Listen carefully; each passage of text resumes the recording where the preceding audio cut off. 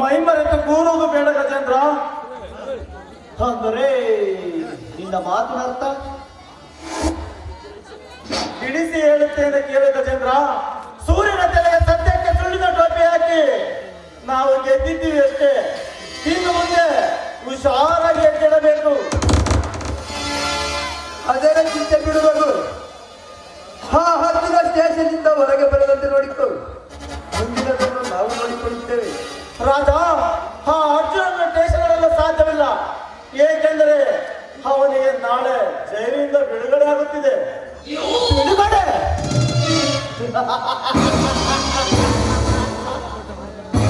ಜೈಲಿನಿಂದ ಬಿಡುಗಡೆಯಾಗಿ ಬರುವ ಅರ್ಜುನನಿಗೆ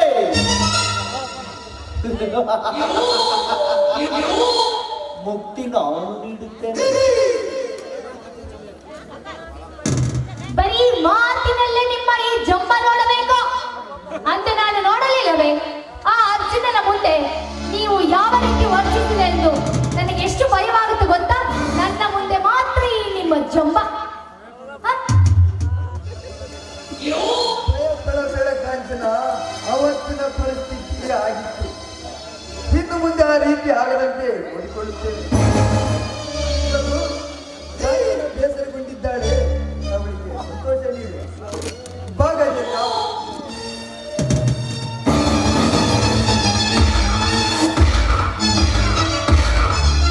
ಕಾಂಚನ, ಅಂದು ನಡೆದ ಘಟನೆಯಿಂದ ನೀನು ಎದುರಿದೆ ಅಷ್ಟೇ. ರಘು, ಬೇಡ, ನಮಗೆ ಈ ಕೆಲಸನೇ ಬೇಡ.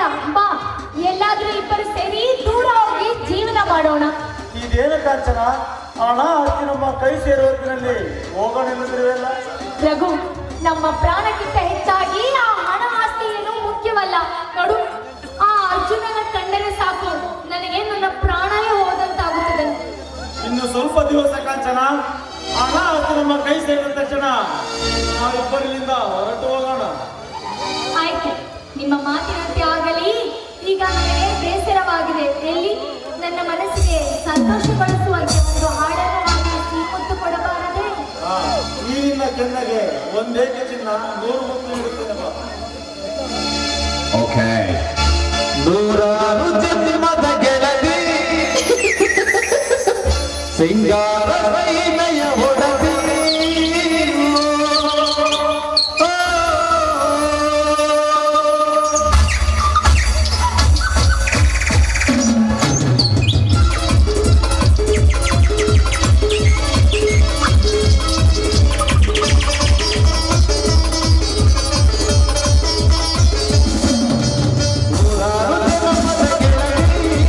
ಸಿಂಗಾರ ಮೈಮೆಯ ಹೊಡತಿ, ನೂರಾರು ಜನ್ಮದ ಗೆಳತಿ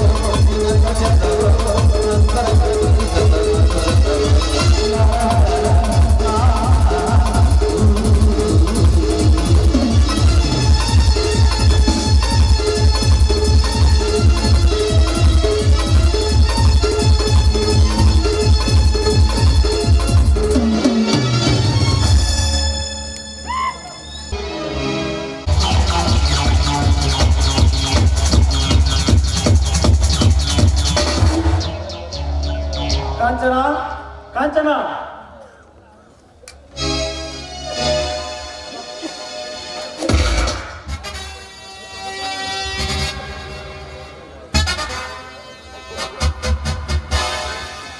ಓ ರಾಜ, ರಘು ಈಗ ಬಂದ್ರಾ? ಹೌದು, ಇದೇ ತಾನೇ ಬಂದಿರಿ. ಅಂದಾಗೆ ಸೂರ್ಯ ಎಲ್ಲಿ ಕಾಂಚನ? ಅವರು ತೋಟಕ್ಕೆ ಹೋಗಿದ್ದಾರೆ. ಹೀಗೆ ಹೇಗಿದೆ ಅಣ್ಣ ತಮ್ಮಂದಿರ ಸಂಬಂಧ?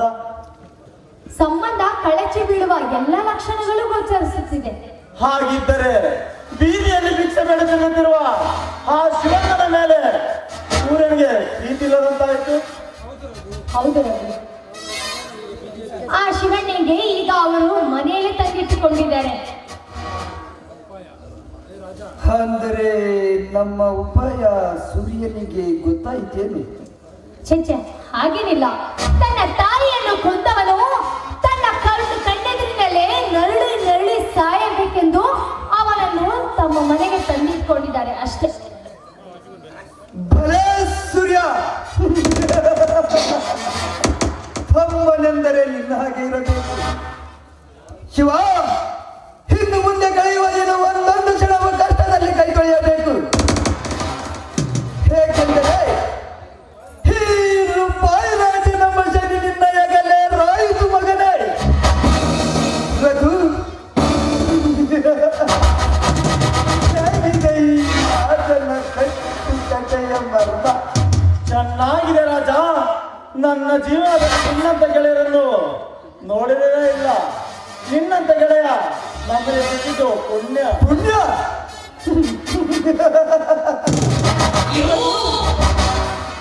ನೀವಿಬ್ಬರು ಸಿಕ್ಕಿದ್ದು ನನ್ನ ಪುಣ್ಯ. ರಘು, ನಿನ್ನ ಸೊಸೆಯಿಂದ ಇನ್ನೊಂದು ಮುಖ್ಯವಾದ ಕೆಲಸವಾಗಬೇಕು. ಏನು ರಾಜ, ಚಿಟಿಕೆ ಹೊಡೆಯೊಳಗೆ ಮಾಡಿ ಮುಗಿಸುತ್ತಾಳೆ ನನ್ನ ಕಾಂಚನ. ಏಕೆಂದರೆ ಅವಳಿಗೆ ಸಾಧ್ಯ ಎಂಬ ಮಾತು ಇವಳ ಹತ್ತಿರ ಸುಳಿಯುವುದಿಲ್ಲ. ನಿಜ ರಘು, ಮನೆ ಮುರಿಯುವ ಕೆಲಸದಲ್ಲಿ ನನಗಿಂತ ಒಂದು ಹೆಜ್ಜೆ ಮುಂದೆ ಇದ್ದಾಳೆ ನಿನ್ನ ಸೊಸೆ ಕಾಂಚನ. ಆ ಶಿವಣ್ಣನನ್ನು ಕಾಮುಕನ ಪಟ್ಟ ಕಟ್ಟಿ ಮತ್ತೆ ಮನೆ ಬಿಡಿಸಬೇಕು. ಅಷ್ಟೇ ತಾನೇ? ನೋಡ್ತಾರೆ, ಈಗಲೇ ಆ ಕೆಲಸವನ್ನು ಕೂಡ ಮಾಡಿ ಮುಗಿಸುತ್ತೇನೆ. ಕಾಂಚನ, ನಿಜವಾಗಲೂ ನೀನು ಬೆಂಕಿ ಚೆಂಡು. ನಿನ್ನ ಧೈರ್ಯವನ್ನು ನಾವು ಮೆಚ್ಚಲೇಬೇಕು. ಮಾವ, ಇದೆಲ್ಲ ನೀವ್ ಕಲ್ಸಿದ್ದು ತಾನೆ? ಅಂದಮೇಲೆ ನಿಮ್ಮ ಆಸೆಯನ್ನು ನಾನು ಖಂಡಿತ